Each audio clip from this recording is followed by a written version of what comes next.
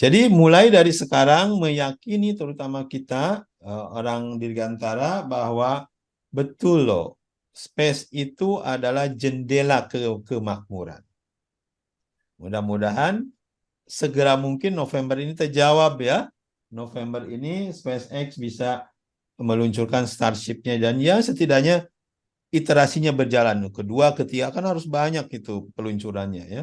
Nggak bisa jarang-jarang seperti ini ya. Kita masih nunggu birokrasi lah, Amerika juga masih lama birokrasinya.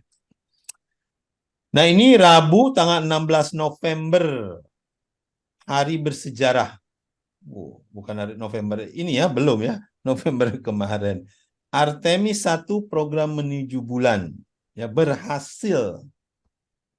Jadi roket ini berhasil menuju bulan. Apa pentingnya, sebelumnya juga udah berhasil menuju bulan. Sudah 50 tahun nggak pernah ke bulan, jadi harus exercise lagi dengan teknologi yang baru. Tapi setidaknya NASA, ini kerjaannya NASA, NASA berhasil meluncurkan roketnya lagi. Ya, roketnya dia yang begitu mahal, harganya bisa 100 kali harganya SpaceX, ya, Elon yang punya Elon Musk. Tapi setidaknya sebagai pemain yang udah lama, ya dia sudah berhasil. Artemis adalah program bulannya negara Amerika. Kita harus bangga sebagai manusia kembali lagi bahwa akan ke bulan kembali ya dengan programnya Artemis.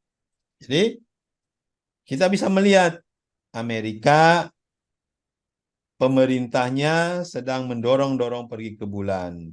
Amerika pemerintahnya karena dia hanya fokus program-program besar, program-program kecil, pergi ke orbit, Space Shuttle, International Space Station, itu semuanya dialihkan ke swasta. Dengan sengaja, tujuannya supaya swastanya maju. Sehingga eksplorasi yang tidak bisa dilakukan oleh swasta, dilakukan oleh negara. Ya, dalam hal ini oleh NASA. Jadi, sudah mulai ke bulan, sudah mulai ke Mars, NASA-nya ya. Sehingga pasti yang orbitnya akan tumbuh, pasti yang bulannya juga akan ikut tumbuh. Karena swasta sudah mulai ikut. Itu yang pertama.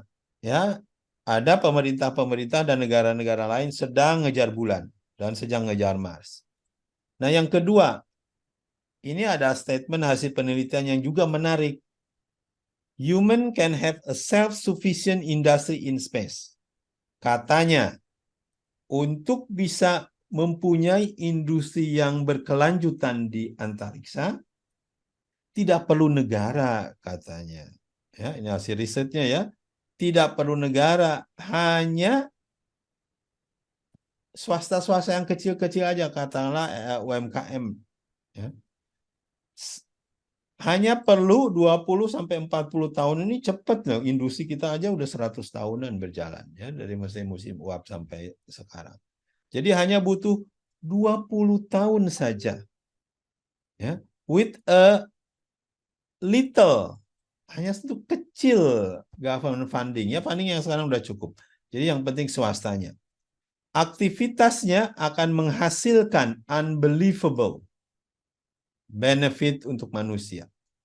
Jadi harus punya kebanggaan,